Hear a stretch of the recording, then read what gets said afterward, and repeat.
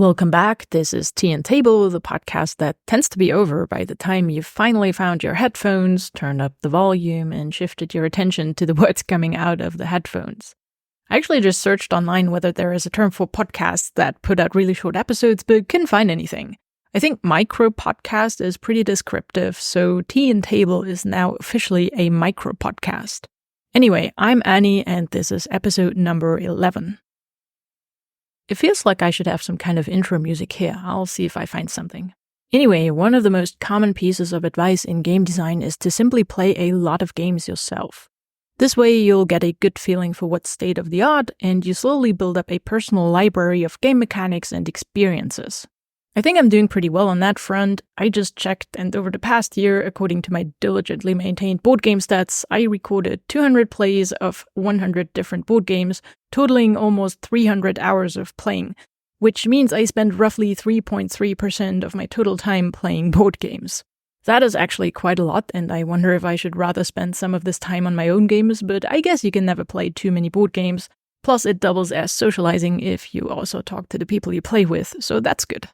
However, as a designer, I think you can do a lot more than just play other games, and there can be a lot of value in doing some, even just minimal post-processing.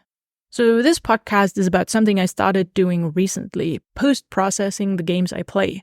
Now, what does that mean? In a nutshell, I try to formulate my thoughts about the game from a design standpoint, resulting in something you could call a low-effort critique.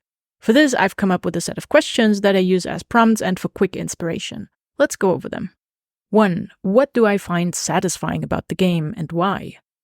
2. What 3 attributes would I ascribe to the game?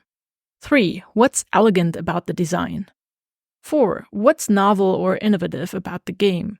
So this could be anything about the game, the theme, mechanics, interactions, components, artwork, how the game elicits emotions or creates memorable moments. Question 5. Does the game have a hook, and what is it?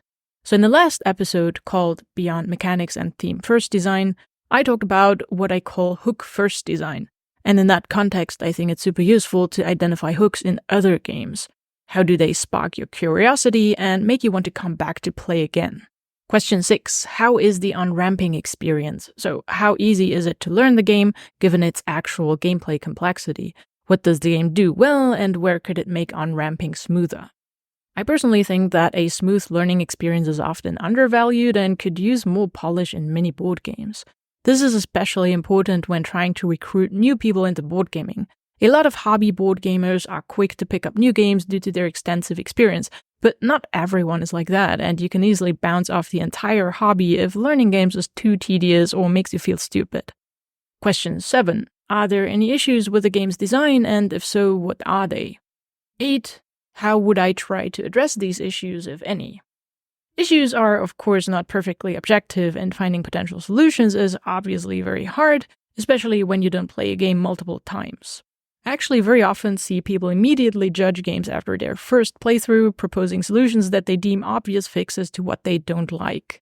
And while there are certainly some games with blatantly obvious problems, I think people tend to be too fast to jump to such conclusions most of the time, and it's always a good idea to ask yourself why the game's designer may not have taken that seemingly obvious path.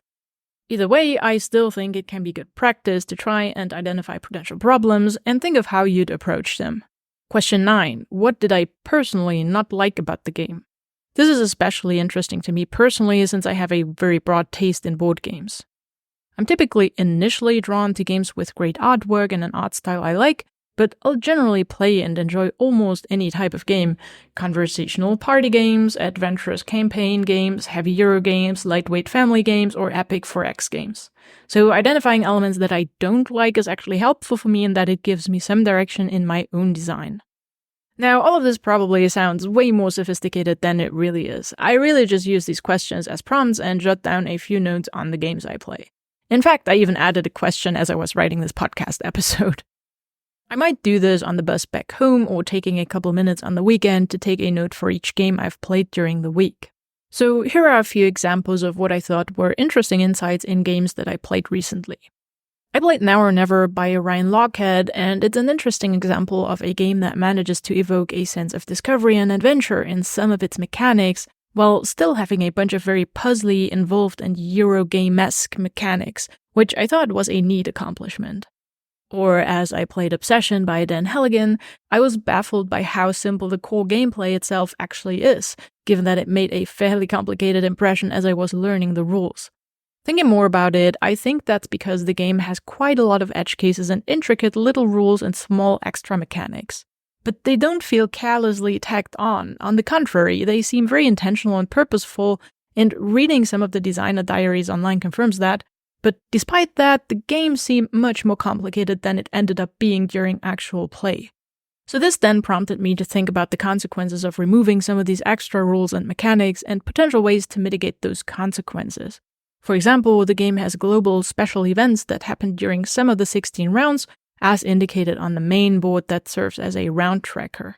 Also, the game offers an extended play variant on the backside of this main board. So, perhaps removing the special events on the normal side of the track could be a way to make the on-ramping experience smoother and simplify the game in that variant. This might come at the cost of strategic depth and game balance, and it might not even work in general for some reason I don't see, but it's generally still interesting to think about.